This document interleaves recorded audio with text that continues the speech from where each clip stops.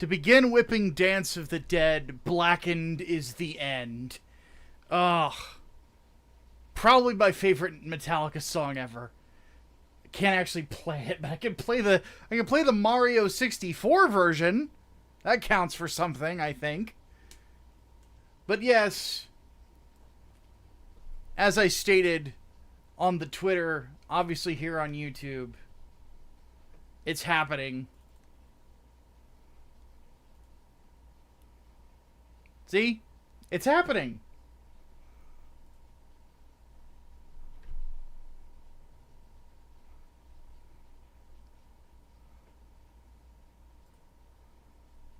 It is indeed happening.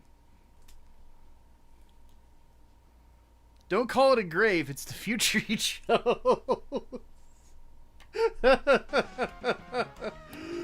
Oh, God.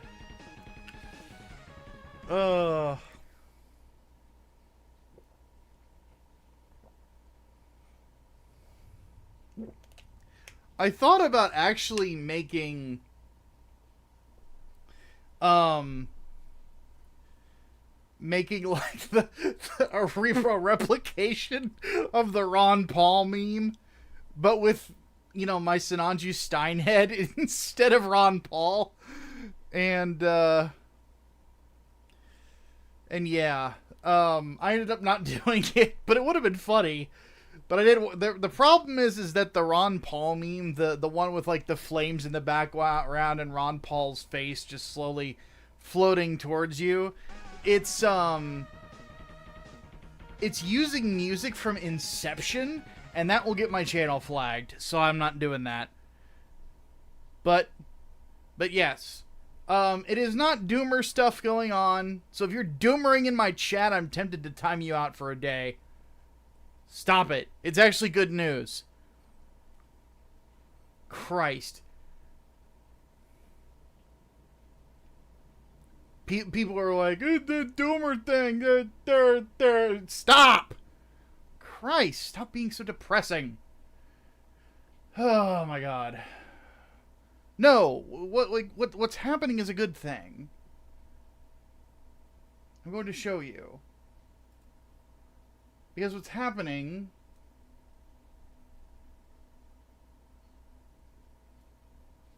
is this. Ladies and gentlemen, boys and girls, children of all ages, my brand new novella is now available for purchase.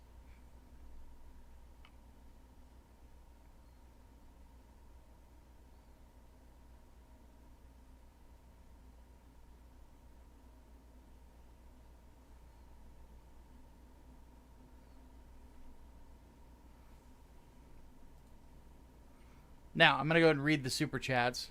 I want to get the announcement out of the way first. Servant threw in $2.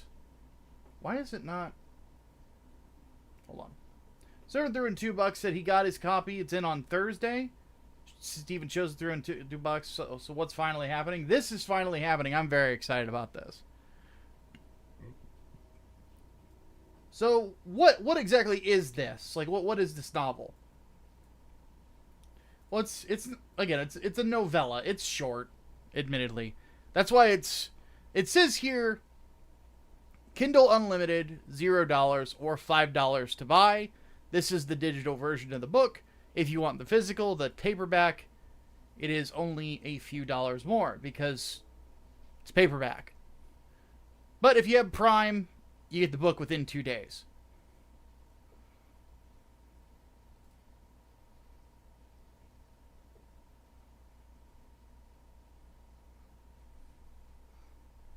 So let's talk a little bit about this. So the blurb that I put on here was, though curiosity can be a boon for those who wish to discover new things, it can also be something that leads to your destruction. In this novelette from comic book writer and content creator Micah Curtis, readers are put into the shoes of occult studies graduate student Monica Graham, as she and her friends delve into a secret buried beneath the forests of England. Though they believe they may have stumbled on the archaeological find of the century, the truth of the matter is much, much darker. Perfect for fans of H.P. Lovecraft, the SCP Foundation, occult horror, weird fiction, and even dark fantasy. Everything Went Black is a chilling read that any fan of horror will enjoy. Dessort throws in two fake bunnies, €2. Says book TM. Something like that. But yes, the new novella is up and purchasable. It's actually a good thing that Serena just walked in, because Serena has already read this, and she can testify to how good the book is. In fact, Serena, do you want to come in and be my co-host for the stream? Let me know if you do. I will call you in. And we'll talk more about the crazy stuff that we got going on with all this. Because, guys, there's more that I'm going to be announcing today.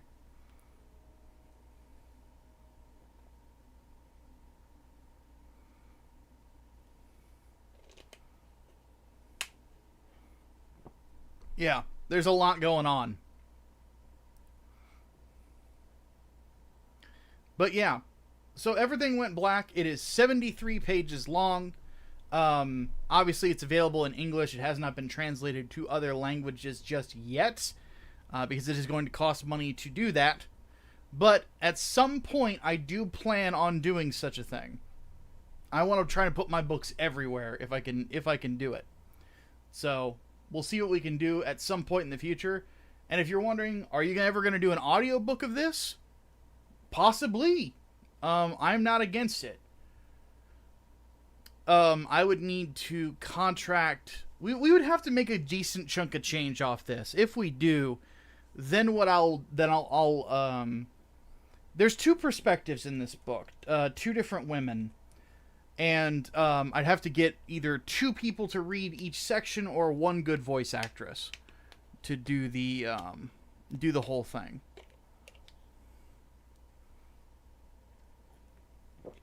So allow me to link this into the chat for you guys. Actually, is there a share link that I can just throw at you guys? I don't think there is, which is so weird. Anyway. So there is the link. It is in the chat. I will pin it at the top. And Serena does want to join in, so bear with me for just a moment. Okay, just making sure that I had my headphones on right. And let me plug these suckers in real quick. But one thing I would like to do, for those of you coming in as the VOD gang as well, and since it is such an inexpensive book, and you can literally read it anywhere, I would love to see if we could get this to an Amazon bestseller. Just to see what happens. You know? Granted, it is in the horror section. That's a tough nut to crack. But for anybody in the chat and anybody that is out there, the reason that this is priced the way that it is to consider that I completely understand that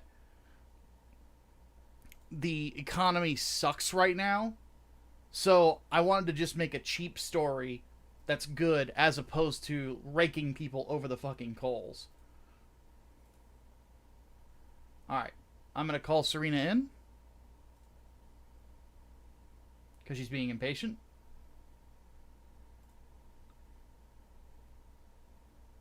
There she is. Rita, can you hear me alright?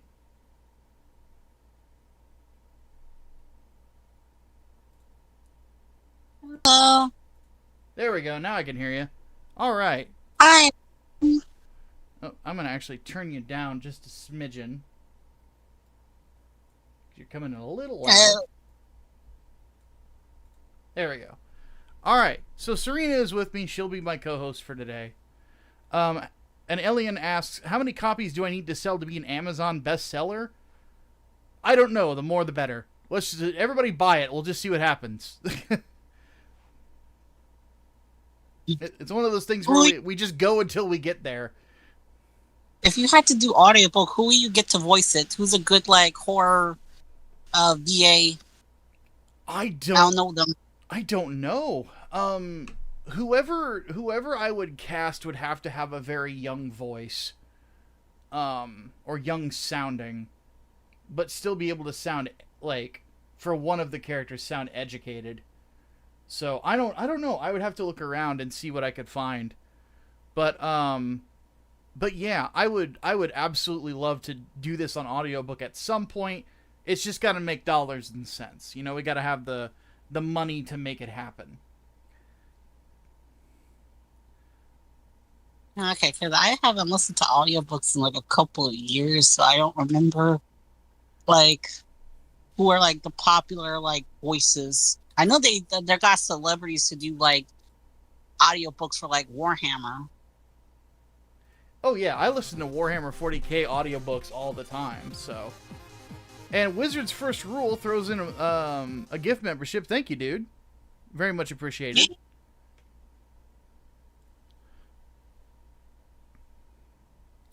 Gabe the Gen says the book goes up in charts if it sells a bunch in a short amount of time. Well, there you go. So if we can get a bunch of sales right out of the gate, it will definitely grab some attention. That is for certain. So I'm super stoked though. But Serena, could you let everybody know your experience of reading through Everything Went Black? I really did enjoy it. It kind of starts out as a kind of a mystery, and then it just escalates from there. It reminds me a lot of, what did I compare it to? It was Junji Ito. Because it has a very Junji Ito setup. A group of young people go into ruins and they stumble upon something they shouldn't. I can think of a couple of Junji Ito stories that did that. Yeah, funnily enough, I wasn't reading Ito at the time that I wrote this. I'm a huge Ito fan. Yeah, he's tremendous. Though he can get very weird. It's one of those things that I tell people is that Junji Ito is. Some people consider him to be like the Stephen King of manga. I would say that's very true because he can be just as weird as Stephen King can. Yeah. Let's see here. Wizard's First Rule says, found your channel last week when I was looking for a 1-year war timeline. You did an awesome job. Thank you, man. Shirt Dude, who is my editor, and I, we worked very hard on that video. So, and we're still breaking down more wars. It takes a lot of work. But all the appreciation that you guys show means a lot. Because, like, the next thing that we're doing is we're finishing up the Grips War.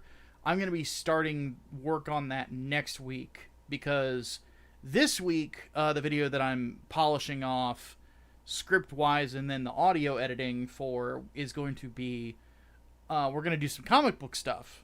Specifically the Punisher. Even more specifically, the Slavers from Punisher Max, which is one of the darkest comic books of all time, but also one of the best. I never read that. Then again, I'm not much of a Punisher fan. I think if you read it, you would cry, because it is that emotional. Punisher's an awesome character when you get it right. He really is incredible.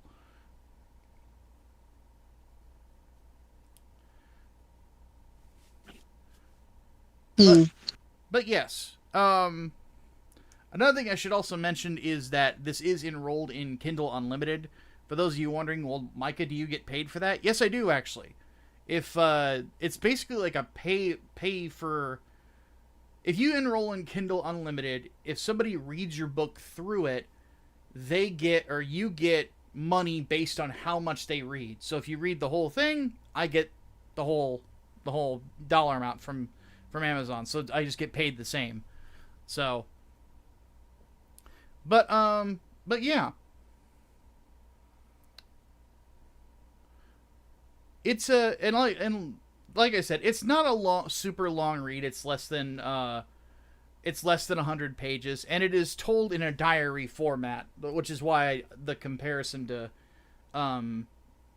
Lovecraft is there, because he did a similar format with like Call of Cthulhu, with At the Mountains of Madness, and stories like that, which are some of my favorite horror stories of all time. The At the Mountains of Madness is one of those stories that I hadn't had like an author grab me like that since probably,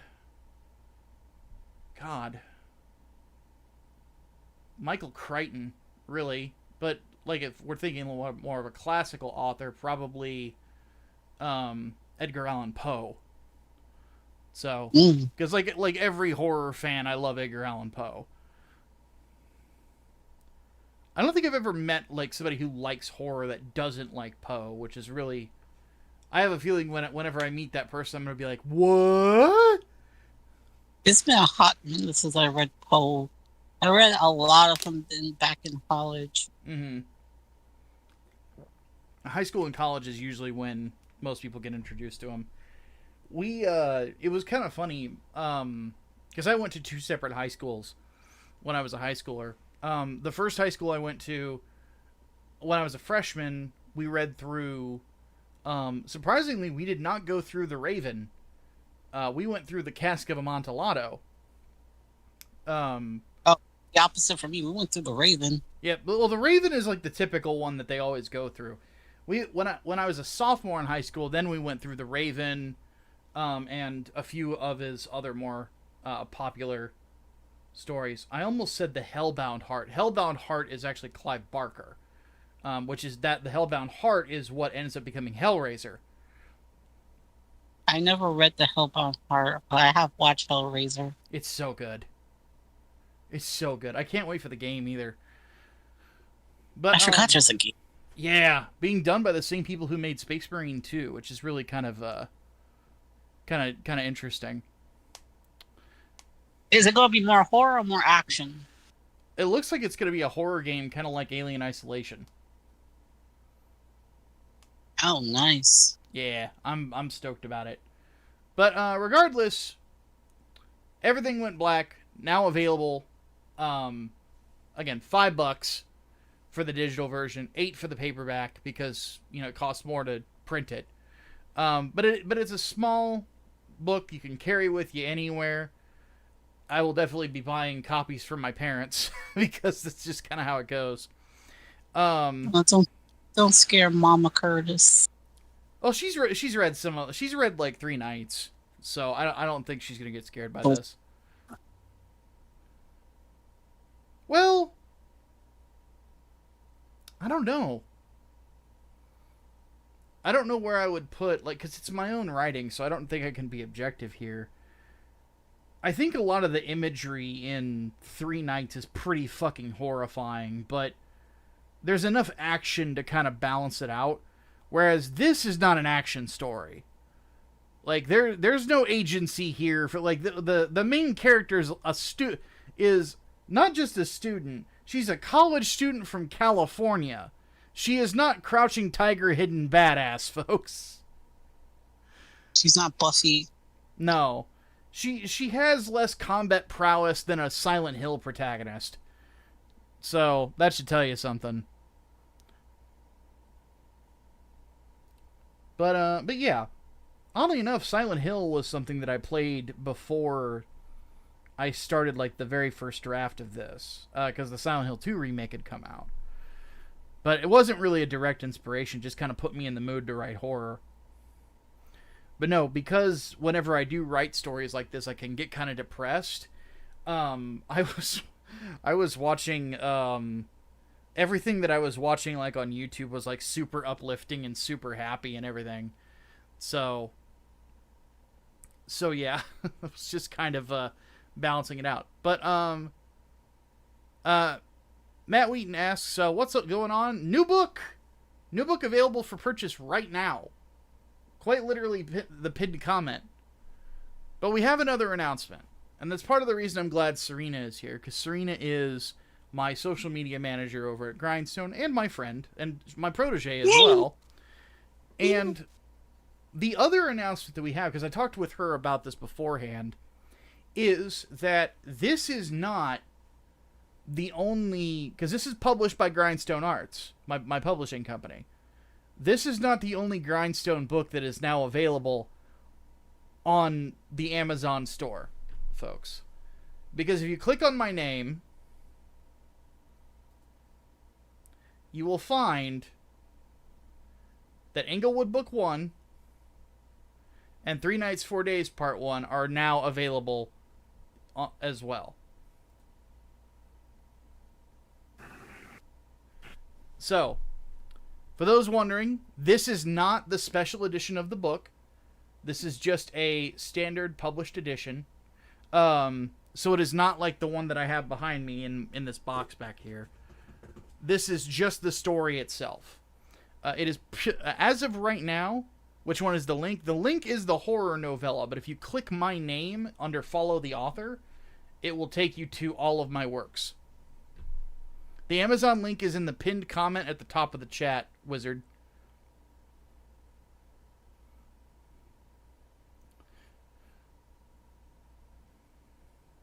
But yeah, my comic books are now available digitally on Amazon as well.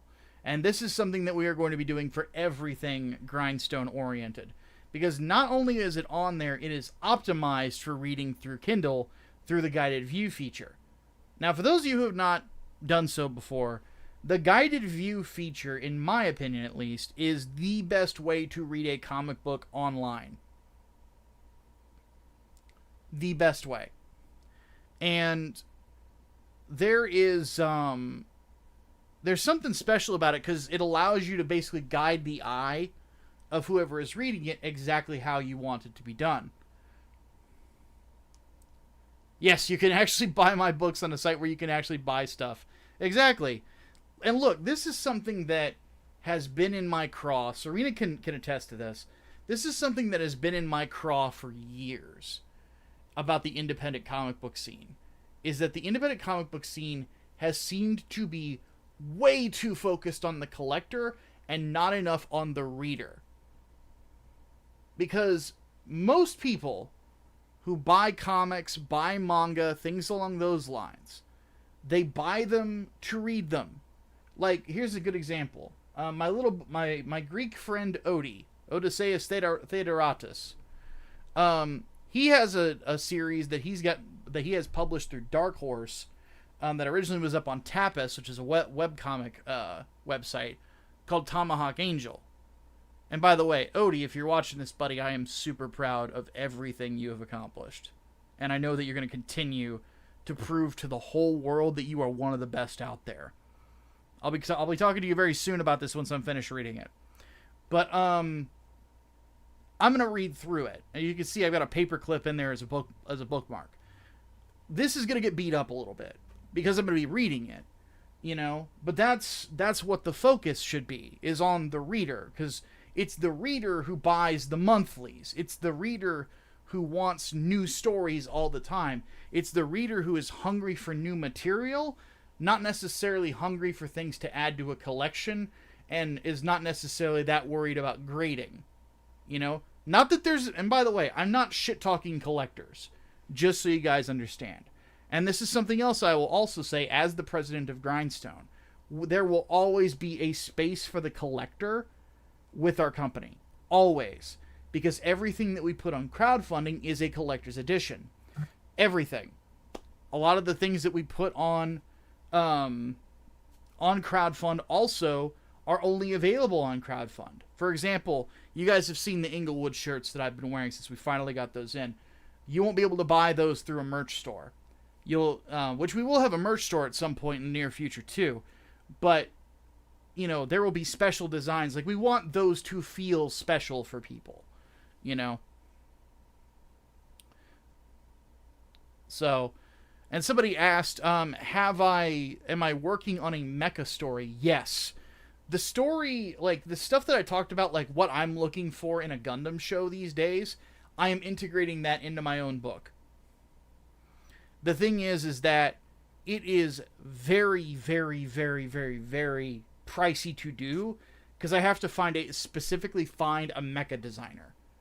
And if they're also willing to do pages, that makes it easier, but that's not always the case. So I have a few mecha artists that I've found on Twitter. Would you be open to some of them or contacting some of them? In the future, yes, for sure. Shecklemaker throws in a gift membership as well. So Airs 385, hopefully you enjoy that. Are there any 40k inspirations in your stories?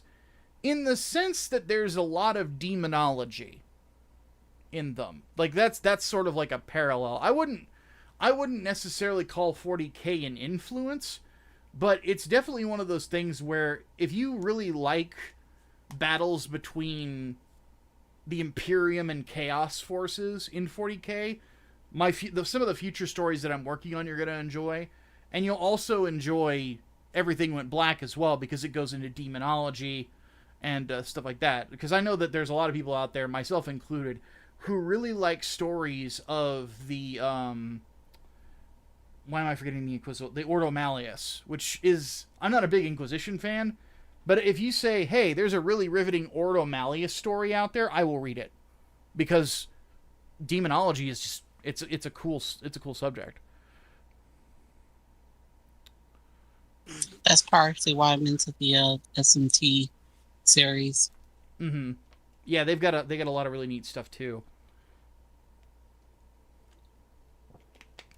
But regardless, there is a that's just kind of something that comes from, you know, having a theological background and having an understanding of like what's in the Bible and how kind of creepy it gets at points.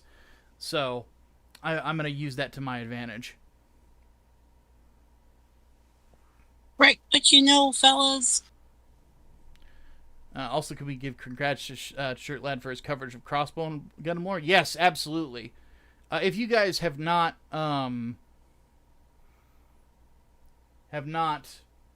checked out my editor, Shirt Dude, if you go to click on my channel page at the very bottom, his channel is actually linked. Go subscribe over there,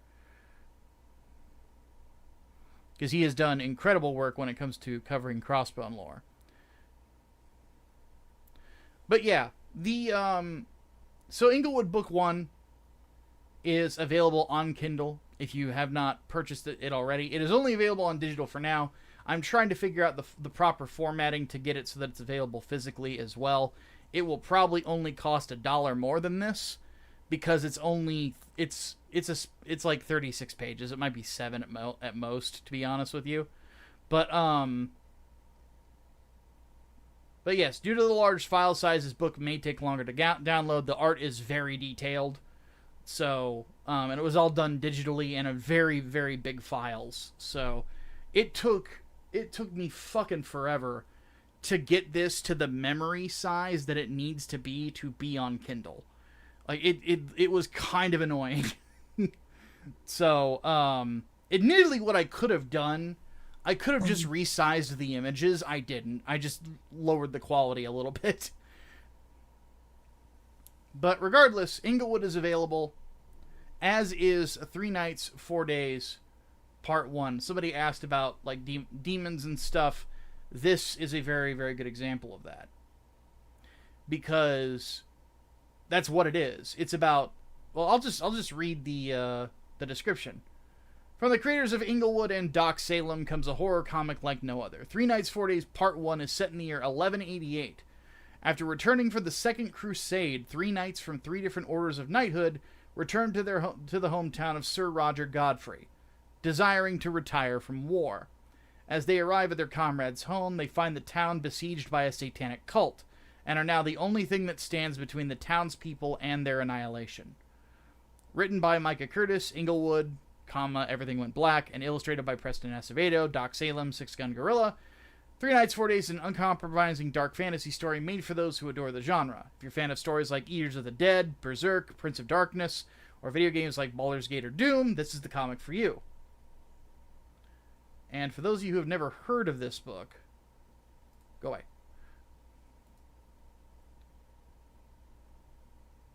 I will show off a couple of pages if it will allow me to.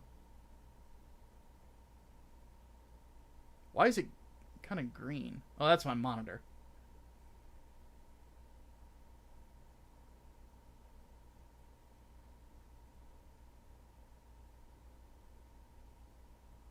But the art is done by Preston Acevedo, and tremendously done at that.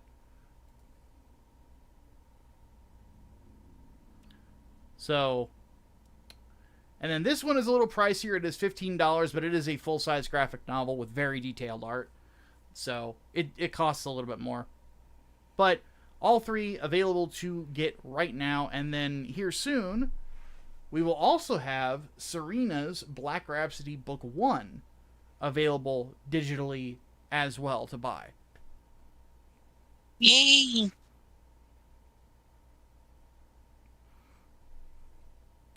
So that is, it's exciting times, to say the least.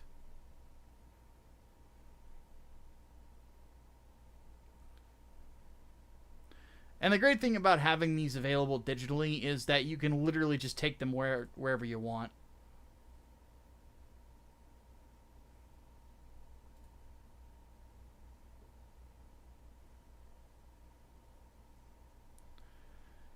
Oh, goodness. So yeah, that is what is happening. Some people are probably going to be like, you motherfucker, why the fuck did you try to, doom farm us? Because I can.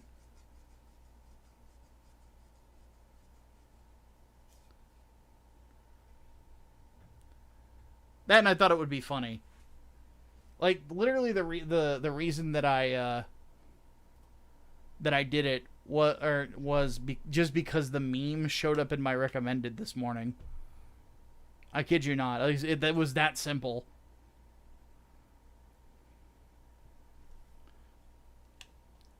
Oh my goodness.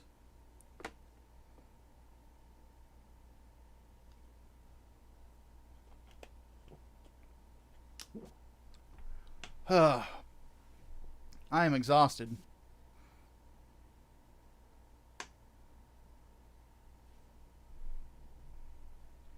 So, one other thing. How are we doing with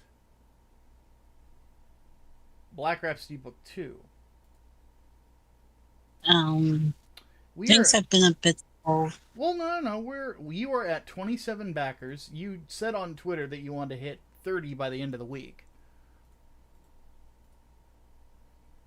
Yeah. And you are just a little under a quarter of the way there.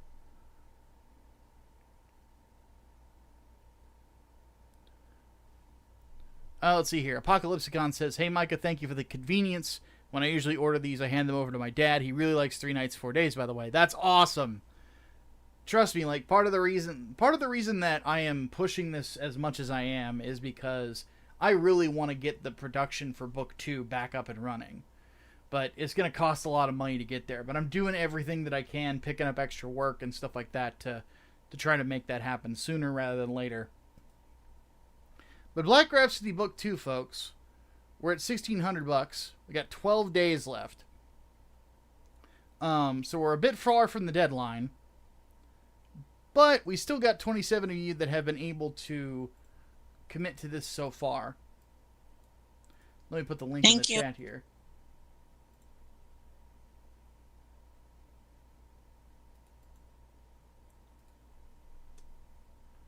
Though there is one thing that I need to mention. You might end up seeing on here, because I know some of you have backed the book and acrylic standee. You'll see that this says 0 claimed. Don't worry, your order still exists. What I noticed with this when I checked the backer list was that I forgot to put shipping on it. So in that case, Grindstone will eat the shipping for the ones who have already ordered. But for everybody else, you are going to have to pay shipping for it. So, just a heads up. Just so people don't think that we canceled your order or anything like that. So, that's my fault. But I'll, the company will handle the shipping on those. So, it's not a big deal. They were all domestic anyway. So, it's not like it's, cranking us over the coals. But yeah. Here's my thing, folks. I would honestly like to get us to 30 backers by tomorrow. Honestly. I think we could do it. I absolutely think we could do it. I think we could get to 35 by the end of the week. Yeah. Help us get to 35, everyone.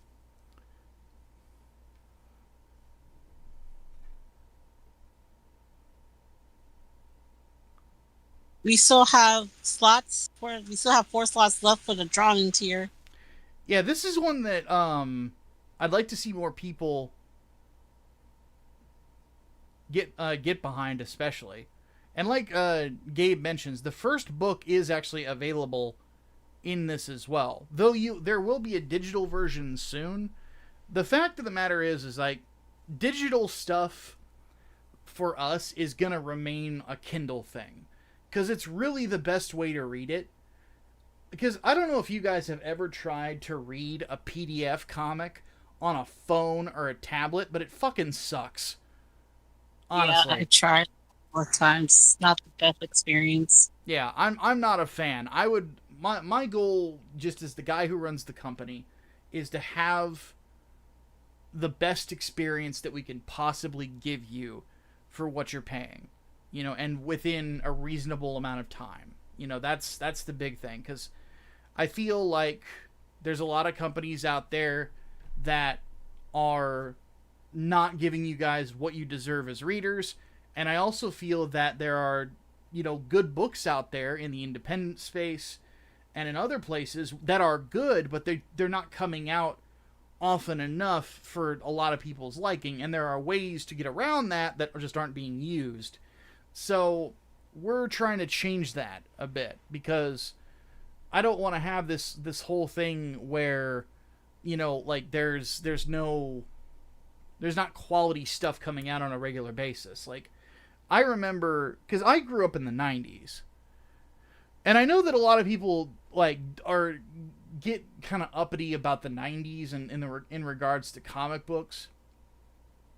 But if you go back and look at the guys that were writing comic books in the 90s for the big two, there was a lot of really good writers, and a lot of characters had great runs during the 90s. Obviously the X-Men, both in the 80s and 90s for them, because you had Chris Claremont and then Fabian Nizea writing them. And then, really all the X books were good around that time period. Then you have, at least until they started milking that part of the franchise for all that it was worth. But you had X-Men, Spider-Man was really good at that point in time, because you had the David Michelini run where we had, Todd McFarlane, then you had Eric Larson, then you had Mark Bagley as artists. Excuse me. The Incredible Hulk was really good at the time, because that's when Peter David was doing his run. You had great Batman stuff. That was when Nightfall happened, was in the 90s. Superman was good. Death and Return of Superman was in the 90s. I understand, like, people are going to go, well, what about Green Lantern? I hate Hal Jordan too, don't get me wrong. But, largely speaking, there was a lot of really good comic books at that point in time, and you could go to your comic book shop, and there was a very good chance that when you bought something, you were picking up a banger. That in these days that we just don't have that, and it sucks. I want to get back to those days.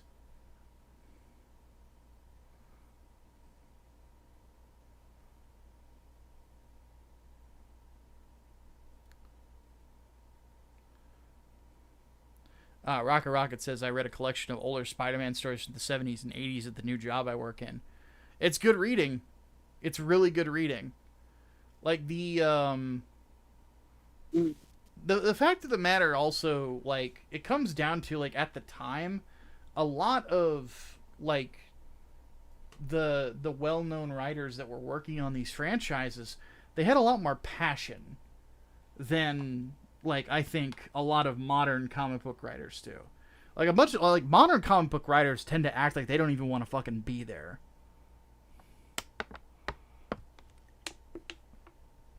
I mean, Serena's read Gabby Rivera. She knows what I'm talking about. Yeah, and plus they tend to treat a lot of comments like their personal fan fiction. Yeah, I remember when you asked me to read the first issue of BB Free. Oh, that was cancer. That was like super cancer. It was like it was quite literally, folks. It was daddy issues. The comic, you can tell because I think she's Puerto Rican, right? Yeah. You could tell that she's not only is she Puerto Rican, her dad is probably very religious and didn't approve of her, and her expertise in carpet munching. And yes, that's very crass. I don't care. I think it's funny. The but like the whole first issue of BB Free, I swear to God, it was quite possibly just constant daddy issues. I was like, what the fuck is going on here? Don't get me started on fucking Tom King either. Yeah, Tom King. Hey, did you know he was in the CIA? Him and his fucking marital problems. Yeah, there's that too. Oh my goodness. The funny thing about it is that he courted like the people in the political space when it comes to comic books, right? And then again, people do forget that the guy, I think he was in the military before he was in the CIA, if I remember right. I think he was an operator or some like he might have. Let's look this up before I continue talking about it. I don't want to get this wrong. Give me 1 second. Because there's some Tom King stuff that I have read that I enjoyed. But so I want to get this correct. Okay, Tom King, who has a more unfortunate hairline than I do. So, but yeah, Sheriff of Babylon and Vision were both really good. I haven't read Sheriff of Babylon, but I did like his Vision run. Yeah, but okay, so. I'm trying to find.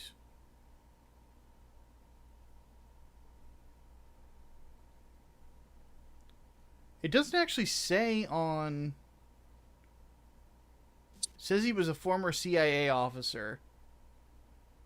Because Sheriff of Babylon is based on his time as a spook in Iraq, which it's just the military term that they use for CIA agents. Oh, because they actually like do tend to be kind of spooky because they are very, very rarely identify themselves as what branch of the military they are or just anything really. They won't tell you if they are from the CIA or anything along those lines. It's been a kind of a tradition since Vietnam. Because in Vietnam, they had something called MagVSOC. Or MagVSOG. That was basically, like, it was like the origin of the concept of Black Ops. Where, they would send guys into places that they're not supposed to be to kill people who are also not supposed to be there. Because during the Vietnam War, I have to bring up a map for this. But let's actually ask Grok real quick. I hate doing this, but I don't want to spend an hour looking this up. Was the comic writer Tom King in the military? Micah's indulging the abominable intelligence. I know, I hate it. Heresy! It does not say that it says he did not serve in the military, but he just went straight to the CIA somehow. I don't know how. Like, I don't know how you make that work. But yeah, he was he apparently still lives in DC, oddly enough. But regardless, the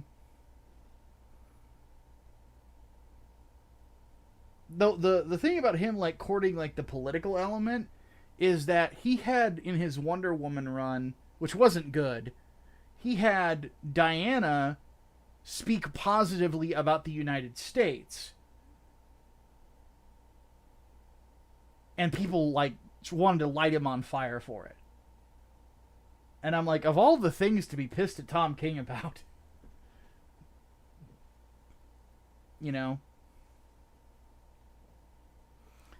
I forever believed that Tom King worked for the CIA as a janitor. That would be funny if true, but apparently he was doing operations in Iraq. So, but yeah, Sheriff of Babylon is like based on some of the stuff that went on.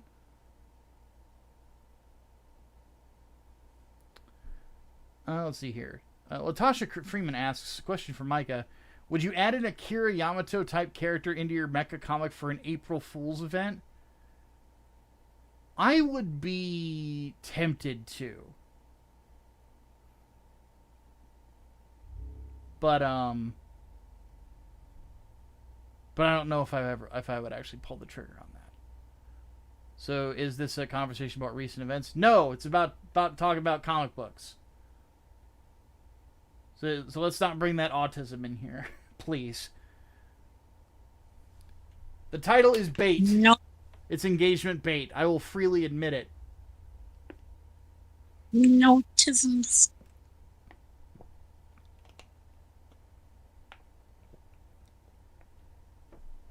Yeah, because God forbid the superheroine whose color scheme matches the American flag speaks positively about the country. Not to mention the fact that she was in a relationship with, or she's been in several relationships with members of the U.S. military, if I recall correctly. Steve Trevor being the most obvious one. Because what was Steve? Was he Army? I do not remember. I do not recall. Admittedly, I'm not the biggest Wonder Woman fan. So of the DC Trinity, I know the least about her.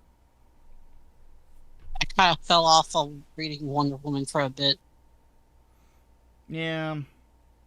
It's kind of sad that DC dropped the ball the way that they did.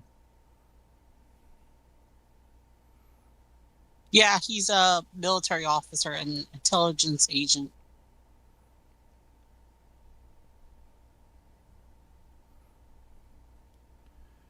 Oh, goodness.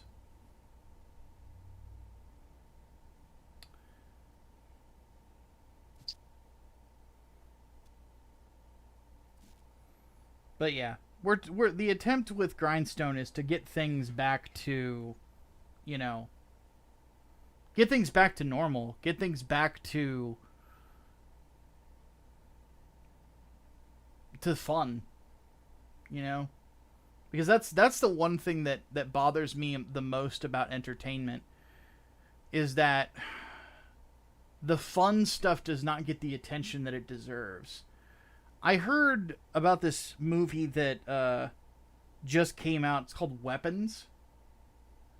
It's apparently I've been seeing that old. Yeah, apparently it's a horror film that goes into like child disappearances and stuff like that. And it's pretty it seems really creepy. It's got Josh Brolin in it too, which sold. So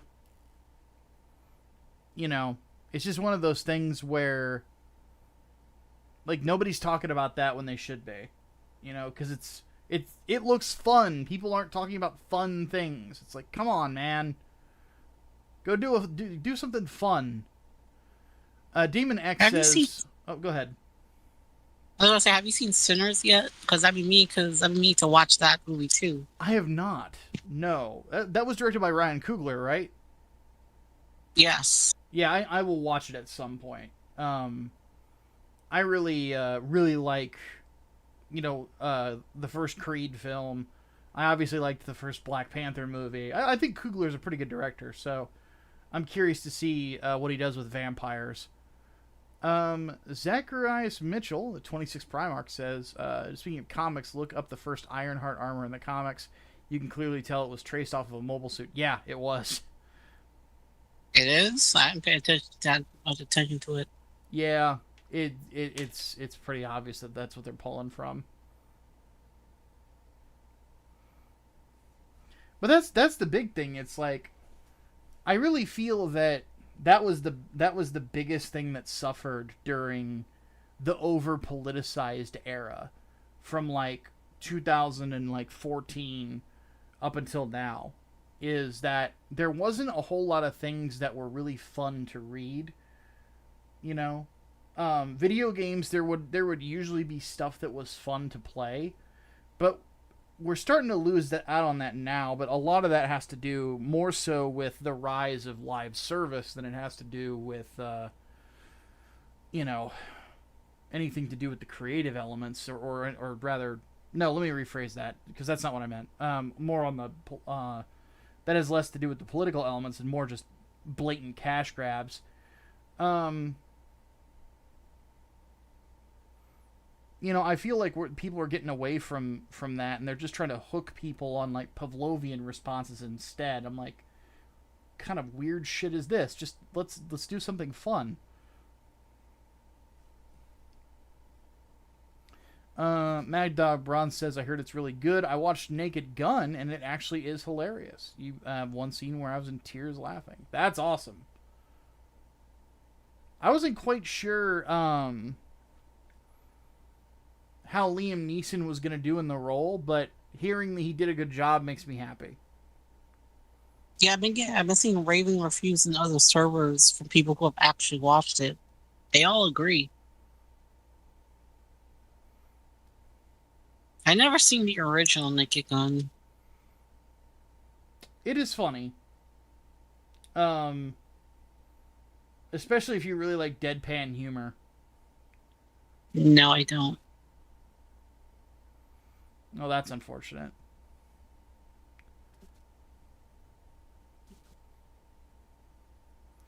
Deadpan humor doesn't always come across well for me. I think it depends on how it's framed, honestly. I think you would probably really like Airplane. It is one of the funniest movies to ever exist. I've seen the memes about that movie. my favorite part being, I speak jive. Yeah, that's specifically the memes I've been seeing about that movie.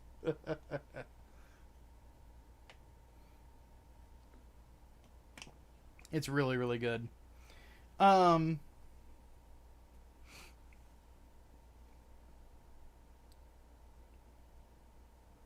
Damon X in the chat says, most of modern comic books creators are political activists first, and that sucks. The whole industry and showbiz is in deep guano because of it. Yeah, that is true, and that's actually something that I actually kind of blame the rise of AI on, and why some people are looking at, using AI to substitute, like writers. They're looking to substitute so many things, as opposed to using AI to support the job instead. And it's unfortunate because it's avoidable. Like, people wouldn't be looking to replace you if you actually did your job right. The reason that so many companies look towards automation is simply because it's, they're like, well, this is cheaper and it's less of a pain in our ass. So,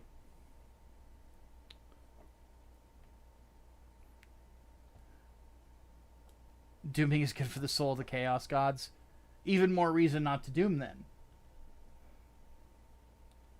Though I don't know which one that would feed. There's not really a Chaos God of depression. Maybe Zinch, because you're kind of fooling yourself. Unless you count Malal, the 6th Chaos God. Yeah, but I don't think that one, or what was the 5th one? Malice, I think, was what it was called. Malal. Yeah, Malal, Malice. They kind of like switched up the names because of copyright. Yeah, those aren't. That one isn't canon anymore. Unfortunately. I don't know. I'm perfectly fine with there just being 4. But yeah, depression is not something that is like necessarily feeds a Chaos God. However, stagnancy, which comes from being depressed, that's Nurgle. That's definitely Nurgle. Mm-hmm.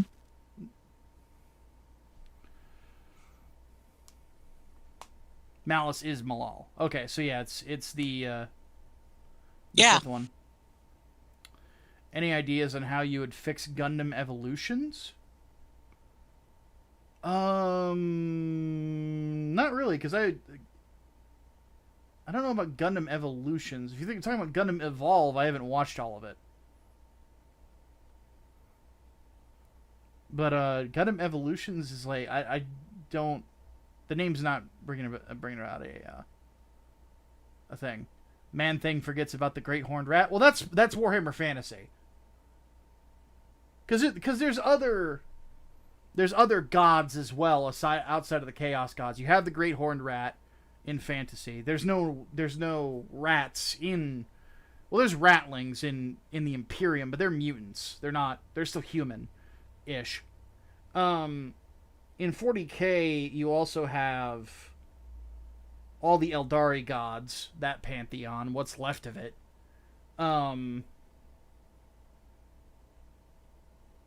What else is there?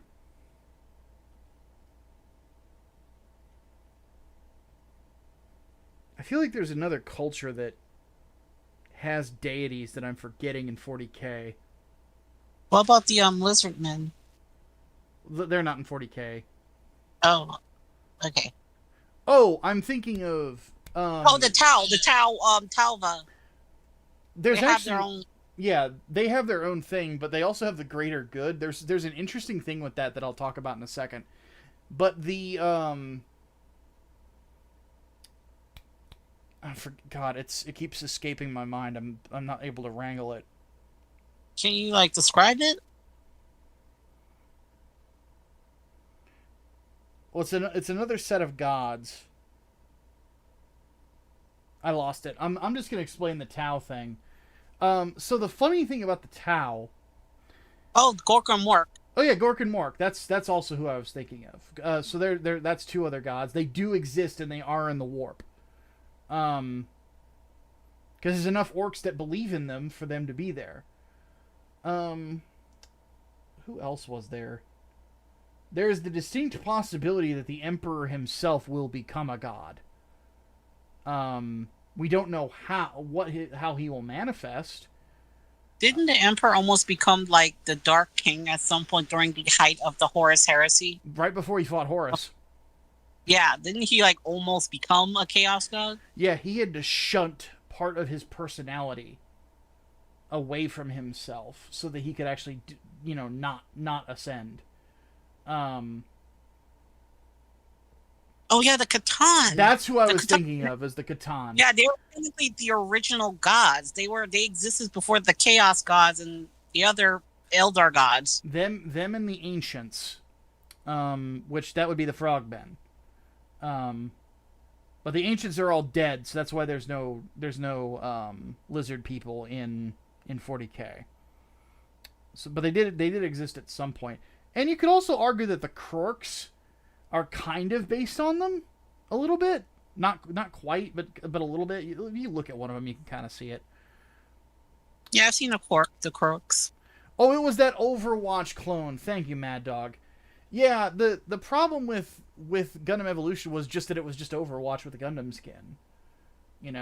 Not really something that I personally found that entertaining, especially because there were a couple of suits that were way overpowered, and it never really got properly balanced. But yeah, the Catan are out there. The Emperor fought the Void Dragon and imprisoned a piece of it inside of Mars, which is also part of the reason why the Mechanicus are the way they are. Effectively, he did it and then used it to start the Mechanicum, which is really fucked up. Because basically the Emperor started a religion, even though he hates religion, but he did it so he could manipulate them. The Emperor's kind of an asshole. Yeah.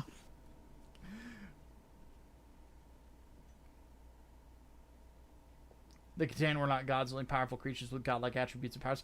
And I still consider them gods. And the Necron do. I mean, that's actually part of the trailer of the next Mechanicus game.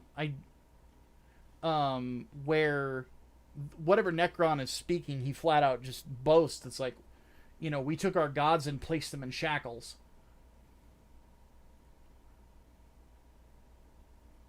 Yeah. Which is a dope freaking line, to say the least.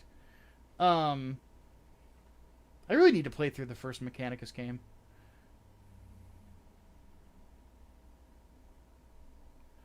It's called Infinity D Chess. The Emperor is a winner. He's definitely a master manipulator.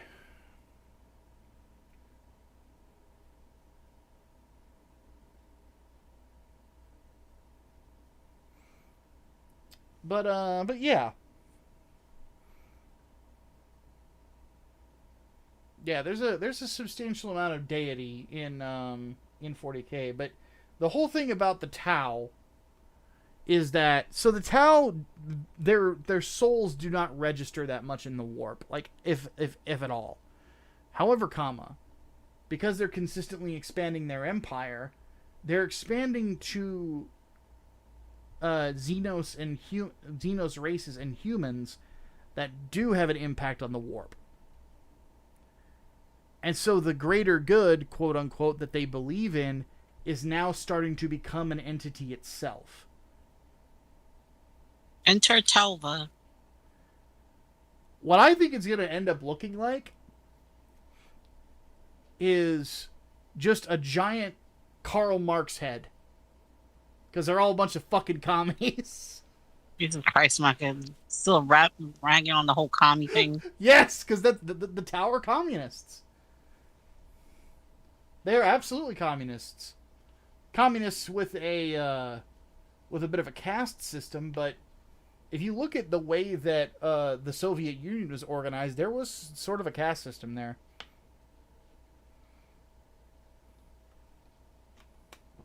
You had your job, you could not move up, you could not move down. That is what they said you are good at. And so you can't do anything else.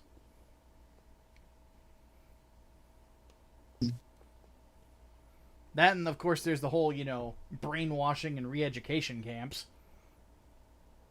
Also, they kind of merged some of their human citizens after they discovered the birth of Talva. Yeah. Human religiosity kind of turned their philosophy into a religion. Pretty much. So, But Farsight is cool. Yeah, Farsight is cool. And that's the thing that I tell people, like people who bang on about how great the fucking Tau are. I'm like, well then why did Farsight leave? It's because he saw through their bullshit. He knows they're full of it. Like, there's only one good guy in the Tau, and it's Farsight.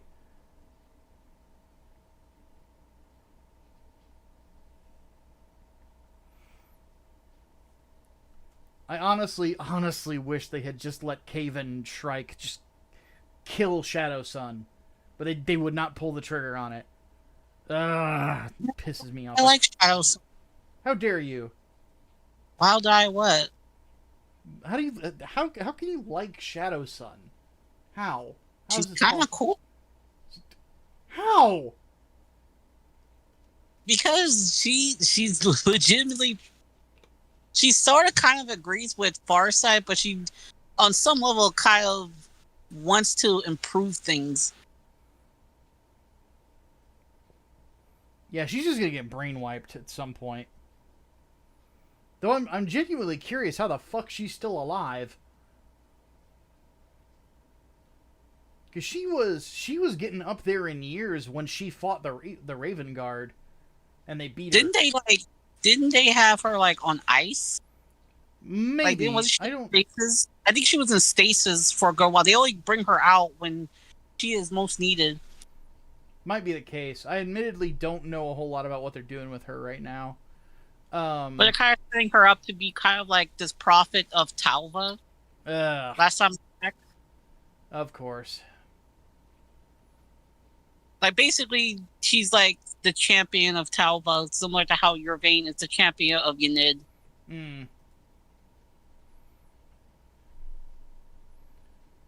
What is happening? Check the pinned comment at the top of the chat. We're talking about... Well, now we're just kind of talking about stuff with the chat. But the big thing about the stream today was announcing my new novella is now available on Amazon for purchase. She was put into cryostasis? Ah, okay. Yeah, that's why she lives for so long. I mean, yeah, it would make sense. I mean, the simple fact is that, like, that I just find frustrating is the fact that the trap that she set for the former chapter master of the Raven Guard was so fucking stupid that it made me just groan. And I'm like, you've got to be fucking kidding me. It was such a basic trap. And I'm like, how the fuck did somebody from the Raven Guard fall for that? Not, let alone a chapter master. Like, that was the part I'm like, okay, we're getting a little ridiculous here. Because it was literally an old German trick. Basically, place a landmine as a booby trap on a dead body. They put a landmine inside of a crisis suit. The dude opens the door of it, and then boom. Oh, how did he not pick up on that? That's the thing. Like, that's the frustrating thing, especially because the Raven Guard are the strategists. You know, like, they're the smart ones when it comes to, them and the Ultramarines. Like, them just walking into something like that is just really, really weird.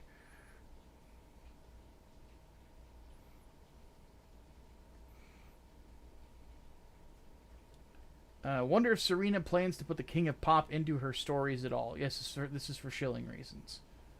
Oh, I possibly. We'll have to see. Funnily enough, so for those who don't know, we didn't get to do the podcast this week because yesterday I was not feeling well because of the humidity. It just made me really sick.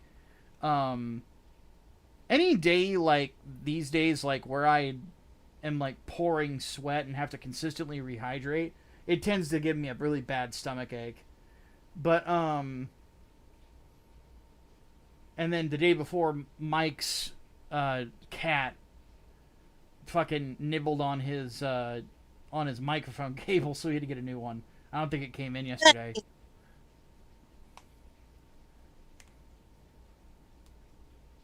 Yeah, Mad Dog Bronze puts it well. The chapter master of the Raven Guard, the ones who specialize in utilizing military tactics more so than most Space Marines, get caught tricked by a basic mind trap. The fuck?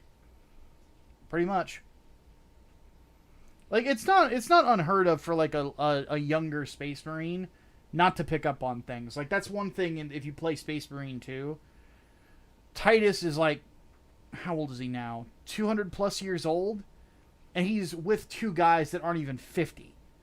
And they're consistently not noticing things, and they know nothing about the Tyranids. So he's like, but he was in the Death Watch, so he knows everything about the Tyranids. But he's like your typical Ultramarine. Like, he gets it. He knows exactly what they're doing, when they're doing it. He's just very, very well read. So.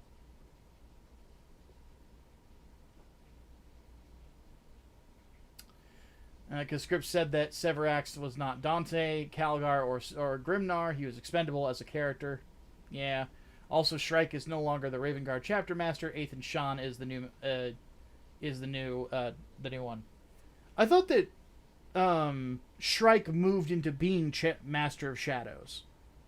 Because Master of Shadows, isn't that captain of the first company? Or captain of the second company? I could be remembering wrong. But yeah, either way, yeah, Shrike is going back to being a captain. He's still going to be a miniature, which makes me happy, because, dude, I fucking love Caven Shrike. He's one of my favorite characters in the setting. Then again, I just really like the Raven Guard.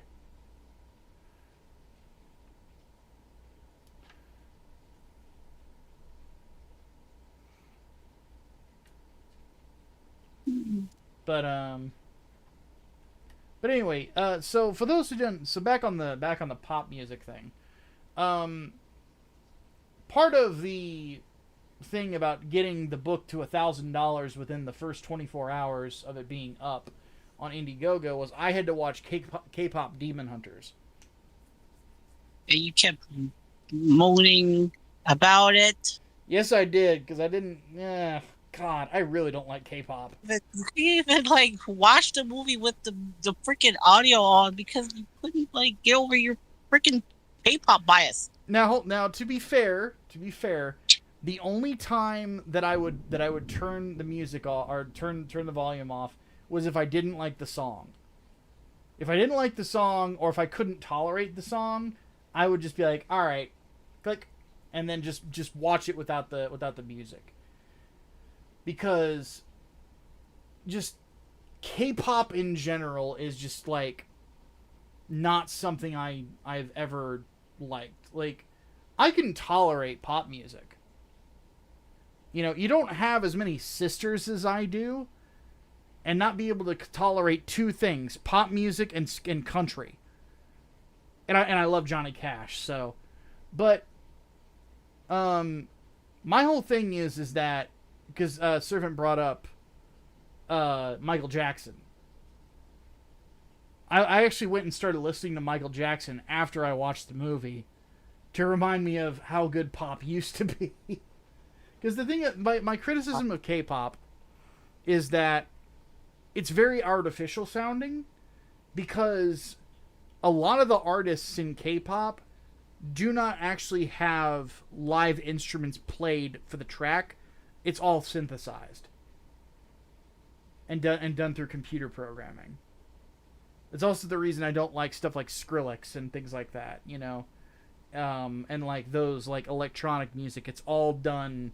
It's all synthesized. It's not actually played, and that is just something I'm not a fan of. Mm-hmm. Like you got to keep in mind I'm a classically trained musician. I play 5 instruments. I'm considering a 6th, just for something to do. And to be honest, if I took the time, a 7th wouldn't be hard. Because I could probably pick up on drums very fast. The problem with me and drums would be I would want to learn how to do double bass. And my hips and ankles aren't what they used to be. So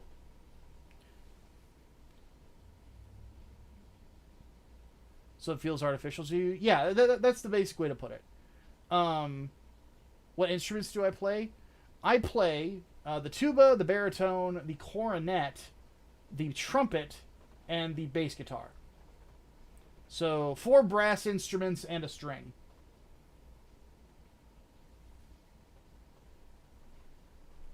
And I want to learn just classical guitar as well. Like, I actually want to be able to play like Spanish guitar, like that style, like with my fingers, not with a pick. Though I do play with a pick fairly often. Speaking of which, is playing the guitar without a pick sounds painful. No, not at all. You get used to it. It's because the big thing is there's a reverberation you have to get used to. But yep, here is one of my picks here, my Fender pick. And I use different picks for different sounds because I have felt picks as well that are a bit thicker. So there's a much more defined thump with them. So they sound closer to what it's like when you play with your fingers. But I can play all 3 ways. I can play with my fingers. I can play with with 2 different types of picks as well. My preferred method is with a thin pick, just because I can riff that much better. Because I'm not super melody based with my bass playing. Like, I could never play like Red Hot Chili Peppers. I just don't have that kind of skill. But I could play stuff like In Flames. If I was practicing on the regular like I used to, I could probably grab my bass and play Raining Blood right now, but I'm not very well practiced right now.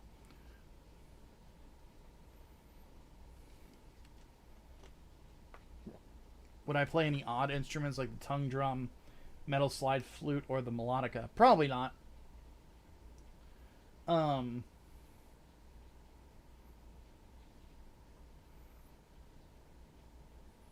Yeah, just the weird instruments don't really grab me.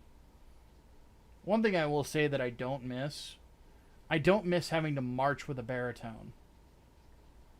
That was not fun. The tuba was easier, believe it or not. Because the tuba, it just sits on your shoulder. And then you just got 3 fingers pressing buttons, and then you're just blowing, you're just going. It's basically it. There's more to it than that, but that's the basics. Because I did marching band, so but it was very difficult to march with a baritone because your arms have to be in this position the whole time. One arm holding the instrument up against you, the other one pressing the buttons, and then you're blowing into it, which you're already exercising because your breath control, because you're in a march, is super important. Most of us, whenever we were done marching, we had to get out of our uniforms immediately and get water in us because it was so fucking hot.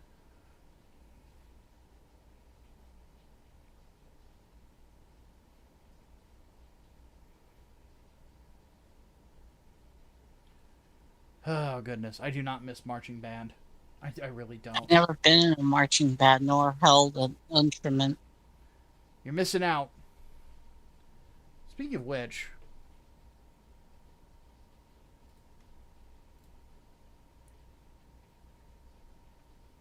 there's one thing I'm kind of curious about.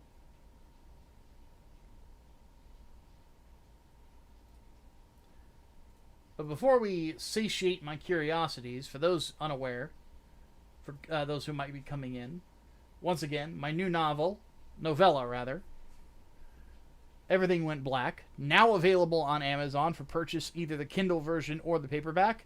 If you click my name under Follow the Author, you will also find Inglewood Book 1, the very first comic book I ever self-published. That is available in digital, and 3 Nights, 4 Days, Part 1 is available as well.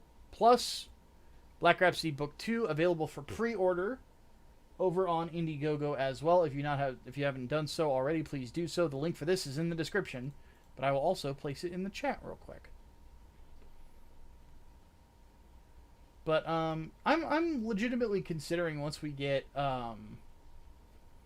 Inglewood Book 2 completely out there, I might actually get an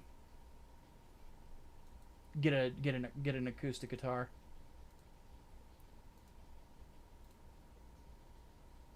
When is Inglewood Part 2? I just need the money to ship it out. That's all I need. Once I've got that, we're good, and then we're gonna just move on with the franchise and put out some new stuff. And I'm really excited. Really, really excited about it. But we're gonna look at something together, Serena, since music has been brought up. Okay.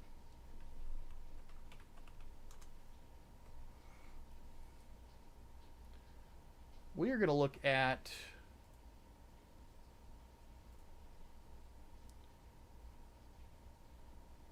I'm going to actually share my screen here. And chat, you guys are going to join us.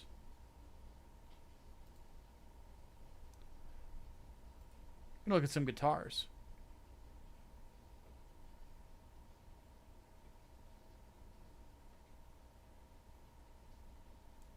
Are you able to see my screen, Rena?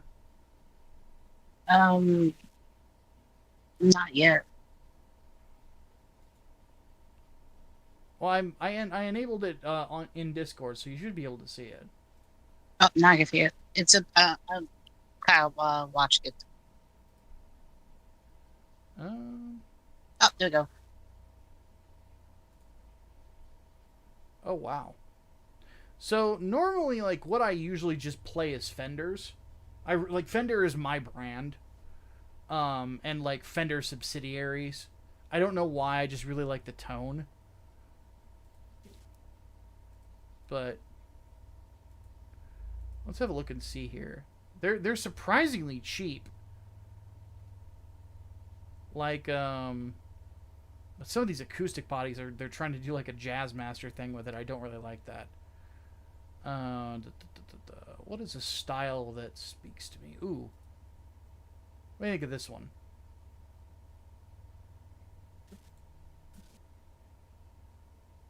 Micah went to serenade some mamacitas. Maybe so. I don't know why, but just the sunburst style has always grabbed me. Is that what those guitar types are called? Yeah, this design right here is called a sunburst that starts like really bright and then as it goes out turns to black. I think my dad actually has a guitar kind of like this.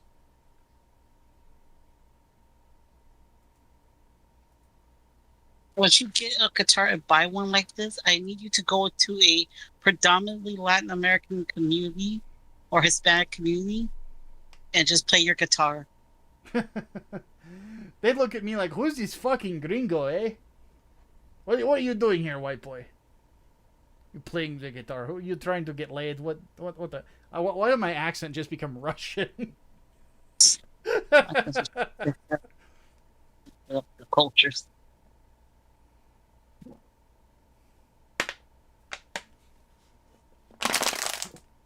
It's Russia and Mexico. Those are close together. But yeah, I'll pull the whole Antonio Banderas in the opening of Once Upon a Time in Mexico. Just play what is it? La Buena Saragossa, I think is how it's pronounced. My Spanish pronunciations kind of suck.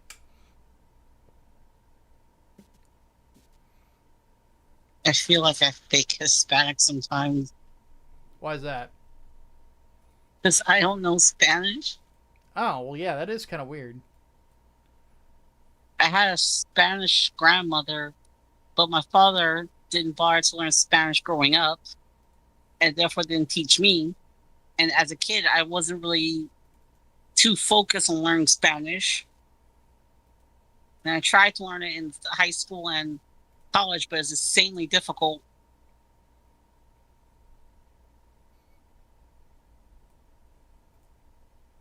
This one looks pretty good too. A black guitar. Very Johnny Cash. Ooh, it's an electric acoustic too. Nice. Yeah, the fact that these are these are Fenders and they only cost like $300 is shocking to me. Like $249 for like a Johnny Cash style black acoustic guitar. Gah. Because like with bass guitars, these can get pricey. Depending on who you get, because I have a bass, and I love playing it. What I would really like to get my hands on is one of two things: a 4-string. Well, I've already got a 4-string. What am I thinking? I want a long scale electric bass, 5-string, or a fretless one, because fretless ones just have very clean sound. Imagine Ibanez probably does not cost that much. It actually does. Then again, this is long neck.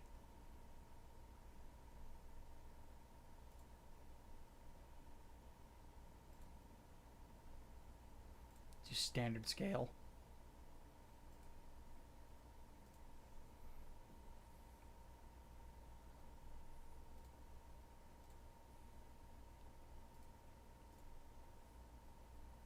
Yeah, Ibanez, relatively cheap, good tone. For those of you out there who want to get your hands on a bass guitar, I would recommend these guys. Because my bass is kind of funny. Mine normally retails at $500. You know what? I'm going to go grab it.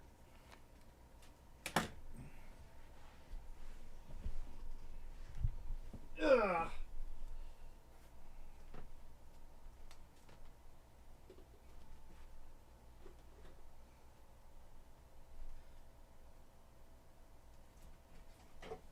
bunch of empty boxes everywhere, and this has not been dusted in a while either. Save those boxes for a potential kitty. Shades of boxes.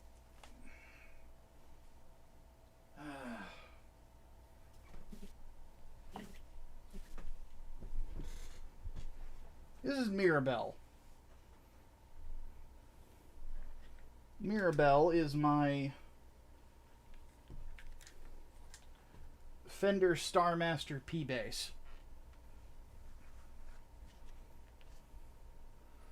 This is the same type of bass guitar that Geddy Lee of Rush and Jason Newsted of Metallica play. Well, Jason Newsted, formerly of Metallica.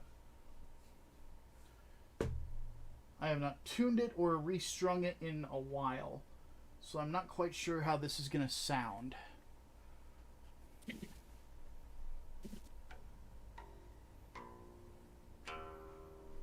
I don't know if the microphone is picking that up at all.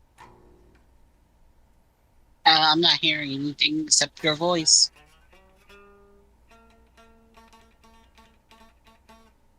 Well, I don't have my cable for it available, so what I'm going to do is I'm going to move my microphone down a little bit more.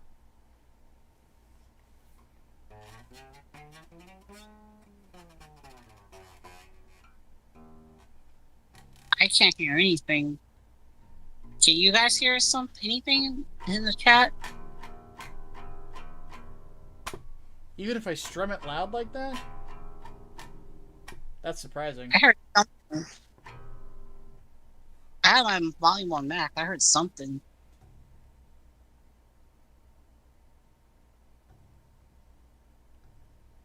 It's a little out of tune, but not too bad.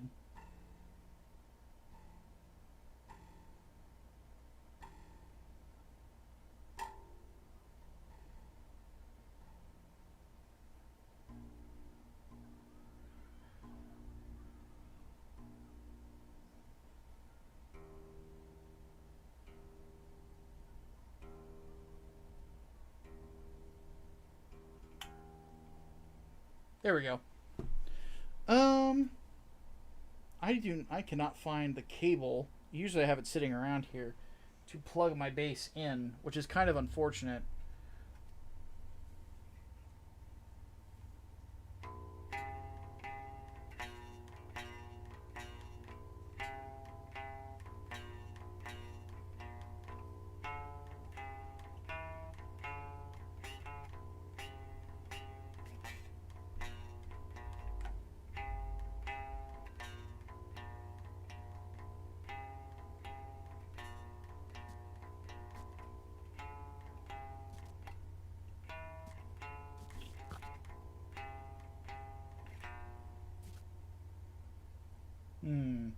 Feels good.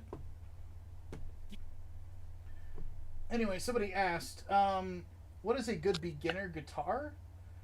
If you're going for a bass, go with a P bass like this. A Jazzmaster, something along those lines. Squier actually sells them. Squier is a subsidiary of Fender, and they sell them, and they're really good. Or go with Ibanez. For a normal guitar, I would just say Fender. Again, I'm a Fender guy, so that's who I'm always going to recommend, because with standard guitars, as you can see with this acoustic, like they strike a great balance between price and tone. And tone is everything whenever it comes to whatever you're playing. And which is why I actually need to get some new strings for this thing, because there's a little bit of a tonal deficiency here with my girl, which the story behind me naming her is a little silly. I used to have a guitar. I don't remember what brand it was. If I look through a list of brands, it will probably come to me.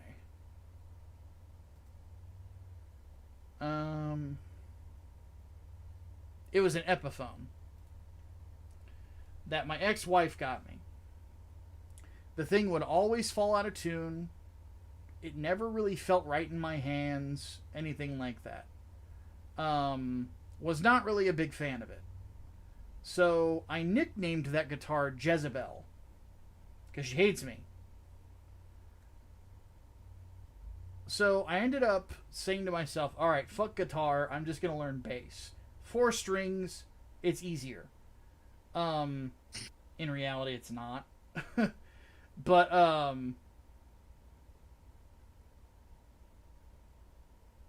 what ends up happening is I give Jezebel away to a friend of mine to borrow. He ends up giving it to his little brother under the impression that he gets to keep it. And I'm like, God damn it. So that happened. But I still wanted to learn a stringed instrument, so I wanted to learn bass. I picked up a bass guitar from a company called Rogue. Rogue is a cheap-ass Chinese knockoff fucking bass guitar company. I hate them. And what sucked was the truss rod, which is the rod that is inside of the neck that keeps it straight. It needed adjustment. So I made the adjustment. And then it snapped. So it would never stay in tune. So I took it back and I said, look, the truss rod in this broke with one adjustment. Can I get a refund? And they're like, absolutely, because I ordered it from Musician's Friend. They're like, absolutely, ship it back to us. We will, we'll go ahead and, we can go ahead and order you a new one. I'll go ahead and credit your account. So they credited my account, which was about close to $300. And I noticed that this girl right here was on sale. And I'm like, can you put it towards that base and go ahead and ship it to me? And they're like, absolutely, we'll place the order right now. So that's how I got a usually $500 Fender P bass, a Starcaster, which they don't even make Starcasters anymore. I got it basically for nothing. So, and she's been with me ever since, and I named her Mirabelle because she's the nice sister of Jezebel.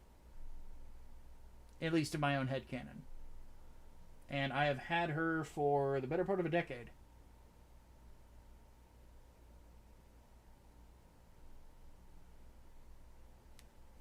Interesting. Yep, I love this bass. It is the most comfortable instrument that I think I've ever played. It just, like, even with my fucked up finger, it still feels really nice to play. Vladislav Kurznik asks, I have an electric guitar that has been in storage for years. I plan to take it out to practice again very soon. Will I need to replace the strings? Yes. Because one thing that I noticed, like, when I was playing that little bit of System of a Down a second ago, is that this sound, the strings sound old. Like, it just, they don't have the same tone. So, yeah, you'll want to switch them out. I'm actually going to look and see how much some good strings are.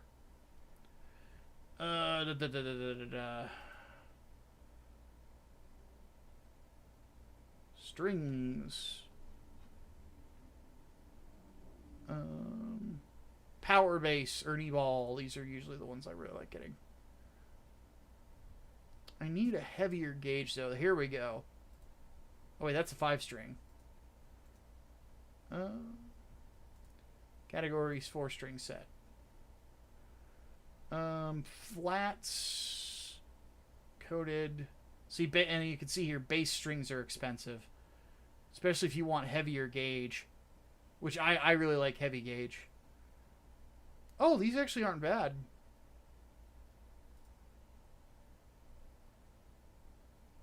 Beefy Slinky bass, $25. Not bad. It's still pricey though. Like, normal guitar strings are way cheaper. So I might buy that later. How do you install new guitar strings? What do you mean? No, you have to install those strings, right? How do you install new string in case one of them pops open? Oh, what you have to do is the head of the guitar, where you tune it right down here. If you unwind these enough, because what it's doing is it's loosening the string.